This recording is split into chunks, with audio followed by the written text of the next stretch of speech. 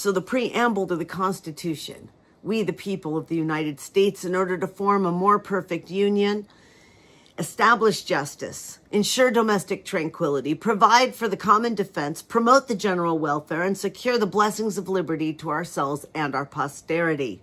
Do ordain and establish the Constitution for the United States of America. So, just like I went over the Pledge of Allegiance with kids before I let them recite it in a rote type of manner, we need to unpack this a little bit before we move along.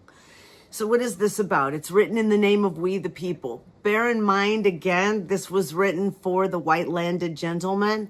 So when they say we the people, they are particularly talking about white landed gentlemen, men of means, men with property, and maybe not Christians, but let's just say that most of the people who would have gotten involved in this from here forward probably often were Christian or would have agreed to Christian ideals.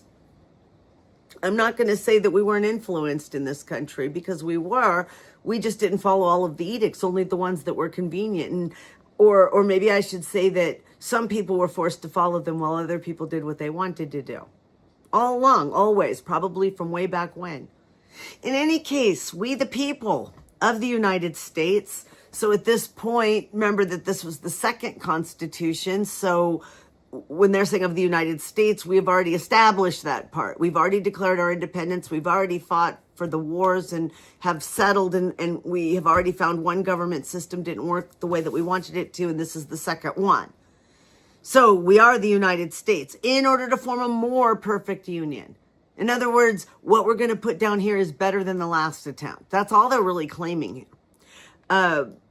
Establish justice. So essentially the Constitution is to set up a justice system, ensure domestic tranquility, establish the rules that will give us a decent life around here, provide for the common defense, establish the military, and make sure that all of us together are united and powerful enough to ward off things like the War of 1812. Promote the general welfare. I think they've forgotten that one recently, but promote the general welfare means doing what's best for like all of us in general. Secure the blessings of liberty to ourselves and our posterity. In other words, find more and more ways to be free for ourselves and our children and the generations that follow. Do ordain and establish this Constitution for the United States of America.